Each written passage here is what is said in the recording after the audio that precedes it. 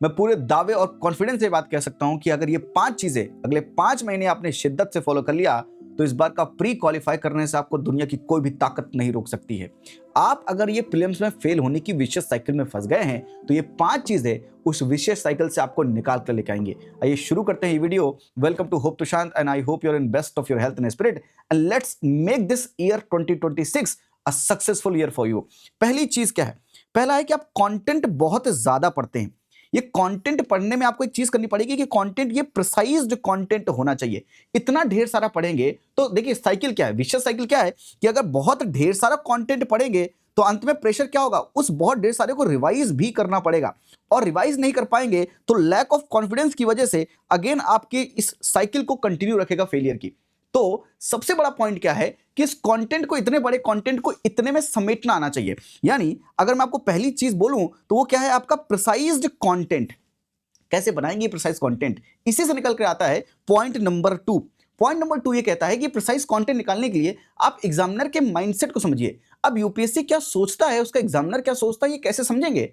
आपको समझना पड़ेगा। उसने एक विंडो दे रखी है कि आप उसके दिमाग में झांक सकते हैं। कैसे? प्रीवियस ईयर क्वेश्चंस की मदद से। लेकिन प्रॉब्लम क्या है कि हम यूपीएससी के सिविल सर्विस एग्जामिनेशन के प्रीवियस ईयर क्वेश्चंस को ही करते रह जाते हैं, लेकिन बाकी सीडीएस, सीएपीएफ, जियो साइंटिस्ट, जो अदर एग्जामिनेशन यूपीएससी कंडक्ट करवाता है उनके बारे में देखना भूल जाते हैं। लेकिन उस ईयर में या उसके आगे पीछे वाले ईयर में यूपीएससी ने इन एरिया से भी क्या क्वेश्चन पूछ रखा है, किसी टॉपिक में कितनी डेप्थ तक सवाल पूछ रखा है, ये टॉपिक्स, ये पीवाईक्यू आपको बताएंगे। इनको करना बहुत अहम है, बहुत जरूरी है। तो ये पीवाईक्यू क्या करेंगे? ये पीवाईक्यू आपको ये बताएंगे कि आपको क्या करना है। देखिए एक सिंपल चीज मैं आपको समझाता हूं, अगर आप अंडरस्टैंडिंग डेवलप करें तो आपके यूपीएससी में एक सिलेबस होता है।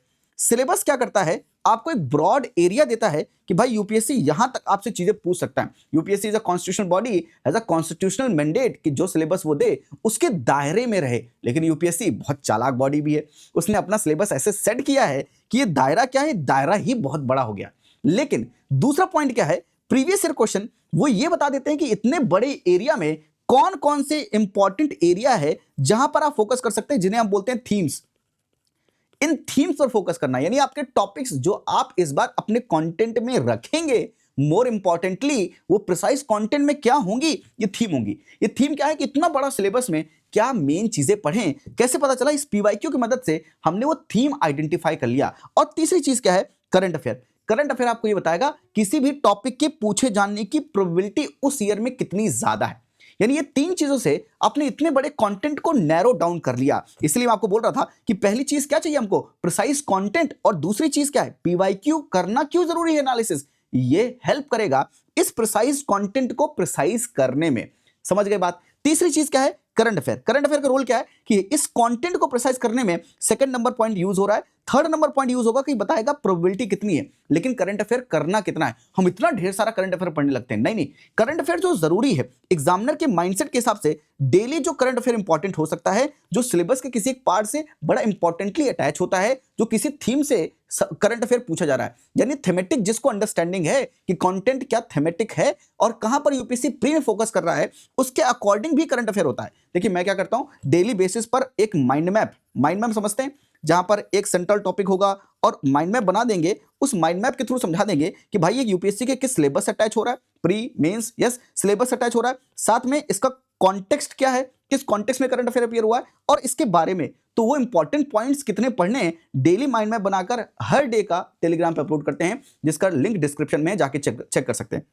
करंट अफेयर सिर्फ डेली नहीं, मैं आपको वीकली भी बनाकर देता हूं, यानी उसी डेली का 7 दिनों का वीकली कंसाइज करके पीडीएफ देते हैं टेलीग्राम पर, ताकि आप वीकली उसको रिवाइज भी कर सकें। और अंत में मंथ के एंड में मंथली माइंड मैप मैगजीन करके, हमारी एक मैगजीन है जो ऐप पर आप जाकर चेक कर सकते हैं। उस मैगजीन में सब्जेक्ट वाइज पॉलिटी से क्या इंपॉर्टेंट एरियाज थे, थीमेटिक जो इंपॉर्टेंट है इस प्री एग्जामिनेशन के लिए, इकोनॉमी से क्या है, हिस्ट्री के लिए क्या है, ज्योग्राफी के लिए क्या है, ये माइंड मैप अपलोड करते हैं हर एक मंथ की, फ्री ऑफ कॉस्ट है, जाकर आप ऐप से डाउनलोड भी कर सकते हैं। यानी करंट अफेयर को अगर आपने 3 लेयर में पढ़ लिया, इस 3 लेयर के बाद जो हम प्रिसाइज करंट अफेयर आपको कवर करवा रहे हैं, उसके बियॉन्ड अगर करंट अफेयर आ भी रहा है एग्जामिनेशन में, तो उसका इनपुट आउटपुट का रेशियो खराब है।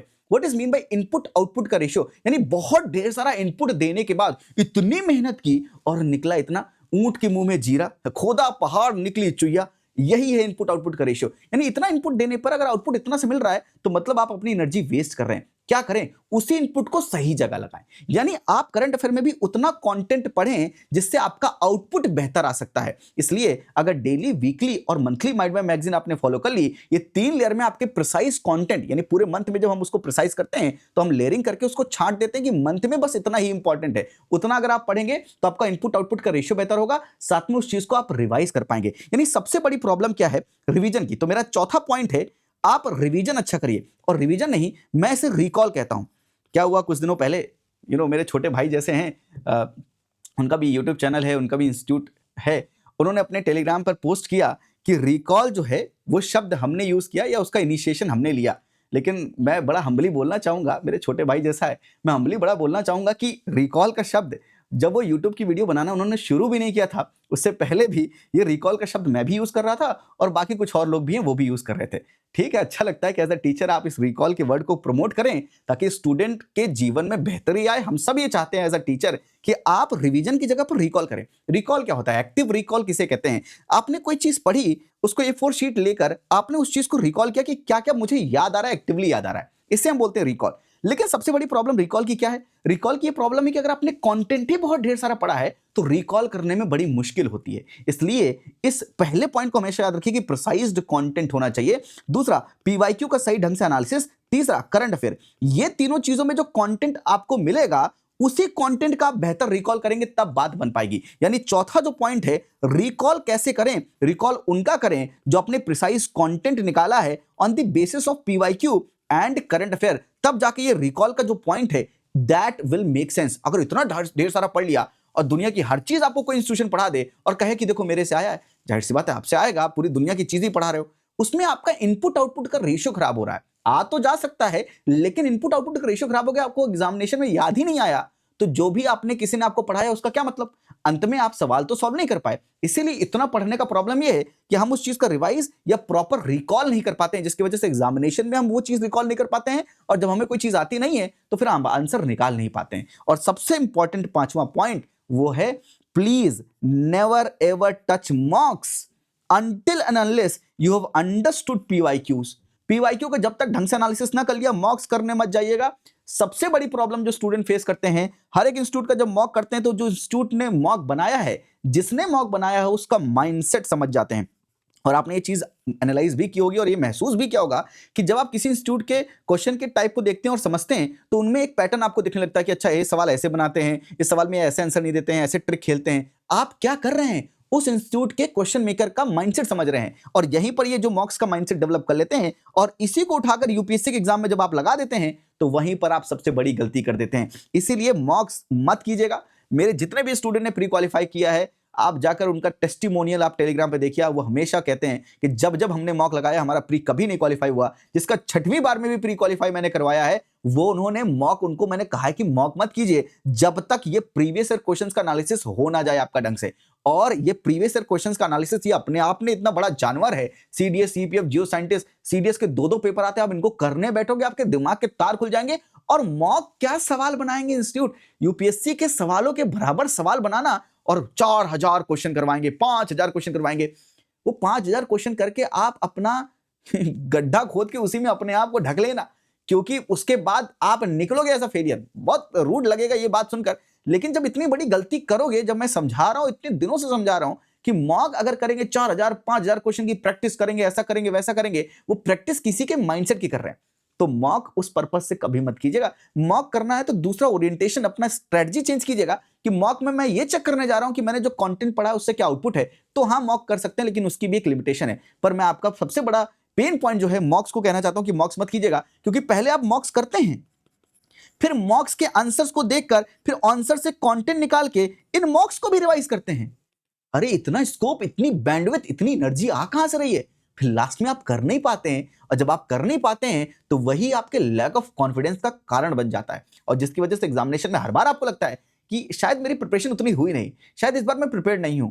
ये जो फीलिंग आती है ना, ये इसी वजह से आती है। इसका रूट कॉज ये है, और ये जब भी आपको फीलिंग आती है इसका मतलब ये है कि आप जो है या तो गलत ढंग से आपने पढ़ा है, या तो आपने बहुत ज्यादा कुछ पढ़ लिया है जिसकी वजह से आपका रिवाइज नहीं हो रहा है और लैक ऑफ कॉन्फिडेंस आपको महसूस हो रहा है। हर बार प्री के पहले ये फीलिंग आना थोड़ा सा लाजमी भी है, नेचुरल ह्यूमन बिहेवियर है, पर इस फीलिंग को कम किया जा सकता है, उस लैक ऑफ कॉन्फिडेंस को कॉन्फिडेंस में चेंज किया जा सकता है अगर आप कंटेंट को कम करके प्रिसाइज कंटेंट की तरफ आ जाए। और जिसके लिए हमने प्रीलिम परफेक्शन प्रोग्राम जाहिर सी बात है वो लॉन्च किया था, जिसमें बहुत ढेर सारे स्टूडेंट ने एनरोल किया। 5 जनवरी 2026 से स्टार्ट भी कर रहे हैं और 30 मार्च तक पूरा कंटेंट, प्रिसाइज कंटेंट कवर कर लेंगे। इतनी जल्दी कैसे कवर कर लेंगे? और हर एक सेशन 2 घंटे का होगा। 15 लेक्चर में पॉलिटी, 15 लेक्चर में ज्योग्राफी, 10 लेक्चर में एनवायरमेंट, 10 लेक्चर में साइंस एंड टेक। ये कैसे कर रहे हैं? क्योंकि हम वही पढ़ा रहे हैं जो प्री के लिए इंपॉर्टेंट है। जाके प्रीलिम परफेक्शन प्रोग्राम अगर आपको चेक करना है, मन है चेक करने का, आपकी मर्जी है लेना लें, चेक करने का मन है तो आप www.hopetushan.com पर चेक कर सकते हैं। यानी मॉक मत कीजिएगा, उससे अच्छा है कि यूपीएससी जो सवाल बना रहा है वो कीजिएगा। मैं अगेन इसको समराइज कर देता हूं। पहला है प्रिसाइज कंटेंट, दूसरा एग्जामिनर के माइंडसेट को समझने के लिए पीवाईक्यू और डिफरेंट ईयर के पीवाईक्यू, डिफरेंट यूपीएससी एग्जाम जो कंडक्ट करवाता है उसके पीवाईक्यू, तीसरी करंट अफेयर की वो लेयर लगाना जहां पर आपको पता चलेगा कि किसी क्वेश्चन की पूछे जाने की प्रोबेबिलिटी कितनी है और उससे आपका कंटेंट प्रिसाइज होगा जो आप पढ़ पाएंगे। चौथा, इन सब का प्रॉपर रिकॉल करना पड़ेगा। और पांचवा, मॉक्स मत कीजिएगा जब तक आपके पीवाईक्यू ना हो, ये सबसे बड़ी गलती मत कीजिएगा। और लास्ट में जाते जाते मैं आपको अंतिम सजेशन जो देना चाहूंगा, जो मैं ब्रह्मास्त्र आपको पकड़ा कर जाना चाहूंगा इस प्री एग्जामिनेशन के लिए जो क्वालिफाई करने के लिए जरूरी है, और ये उनको ही मिलेगा जो अंत तक टिकते हैं। 2 सेकंड की वीडियो देख के, 3 सेकंड की वीडियो देखकर या 2 मिनट की वीडियो देखकर कहते हैं कि अरे सर आपने ये बताया था, आपने तो कुछ बताया नहीं। अरे पूरी वीडियो जब देखेंगे, इसीलिए मैं हमेशा ये बात कहता हूं, यदि युद्ध में अर्जुन बनना है तो पूरी बात सुनो, अर्ध कथाएं सुनने वाले अभिमन्यु रह जाएंगे। इसलिए ज्यादातर एस्पिरेंट अभिमन्यु की तरह एग्जाम में, प्री एग्जाम में ही मारे जाते हैं। रीजन बीइंग कि कोई अगर उन्हें 5 चीजें समझा रहा है, एक्स्ट्रा चीजें समझाने का एफर्ट ले रहा है, वो उस चीज को ग्रैब नहीं कर रहे हैं। आप कभी भी डायरेक्शन लेस नहीं होंगे अगर ये जो 5 चीजें मैंने बताई है इसको अपने दिमाग में कोर में बैठाकर पूरे साल, पूरे 5 महीने ये मेहनत करेंगे प्री में, तो आप कभी भी मिस, कहते हैं ना सर डायरेक्शन नहीं हो रही है, डायरेक्शन सही नहीं रहती, इस वजह से नहीं होता, कभी भी आप गलत डायरेक्शन में जाएंगे। आप हमेशा एग्जामिनेशन के टुवर्ड्स, प्री एग्जामिनेशन के टुवर्ड्स डायरेक्टेड रहेंगे। अंत में मैं जो बात बोल के जाना चाह रहा हूं, ध्यान सुनिएगा। प्री एग्जामिनेशन की 2 चीजें हैं, एक प्रिसाइज कंटेंट और दूसरा है एग्जामिनर का माइंडसेट, जो हम पीवाईक्यू एनालिसिस समझते हैं। लेकिन आप कितना भी प्रिसाइज कंटेंट क्यों ना पढ़ लें, वो डायरेक्टली जो हेल्प करता है वो मैक्सिमम 30-40 क्वेश्चन में कर सकता है। हम प्रीलिम परफेक्शन प्रोग्राम में और कंसाइज करके पढ़ाएंगे तो भी मैक्सिमम 50 क्वेश्चन, इससे ज्यादा तो हम भी नहीं करवा पाएंगे। लेकिन उसके बाद जो बचते हैं 40 या 50-60 क्वेश्चन जो बचते हैं, वो कैसे करें? उसमें ये जो कंटेंट है ये यूज हो सकता है पर डायरेक्टली उससे आंसर निकल के नहीं आएगा। यानी ये जो कंटेंट नॉलेज आपने ग्रैब की प्रिसाइज कंटेंट से, उससे डायरेक्टली आंसर नहीं निकलते हैं। 50-60 क्वेश्चन ऐसे होते हैं प्री एग्जामिनेशन में, अगर आपने अभी तक एनालाइज किया है। ये 50-60 क्वेश्चन करने के लिए एग्जामिनर किस टाइप का सवाल फ्रेम करता है, टाइप ऑफ क्वेश्चन क्या है, किस टाइप के क्वेश्चन है, किस टाइप के ऑप्शंस हैं, ये सवाल जब फ्रेम कर रहा था तो उसके एग्जामिनर के माइंडसेट में क्या चल रहा था। वो चाहता है कि आपको ये नॉलेज होनी चाहिए, ये यहां पर कोई चीजें लग सकती हैं जिन्हें मैं ब्रह्मास्त्र कहता हूं, जो कि मैं प्रीलिम्स मेंटरशिप प्रोग्राम जो जल्दी लॉन्च होगा उसमें मैं आपको ब्रह्मास्त्र बताऊंगा। 23 से 25 ब्रह्मास्त्र बताऊंगा जो एग्जामिनेशन में लगेंगे। जैसे यूपीएससी के पैटर्न को समझें तो जो वो ट्रैप पहले यूज करता था अकॉर्डिंग टू कॉन्स्टिट्यूशन, वो ट्रैप अब यूज नहीं करता है। ऐसी बहुत सी चीजें जो आप समझेंगे तब एग्जामिनर के माइंडसेट को समझ पाएंगे, वो थीम समझ पाएंगे जहां पर एग्जामिनर बार बार सवाल पूछ रहा है, और इस माइंडसेट की मदद से ये प्री एग्जामिनेशन क्वालिफाई कर पाएंगे। ये 5 चीजें और जो स्पेशल मैंने एक चीज जो आपको बताई, अगर आपने वो कर ली तो इस बार का प्री क्वालिफाई करने से आपको दुनिया की कोई ताकत नहीं रोक सकती है। थैंक यू, नमस्ते, जय हिंद।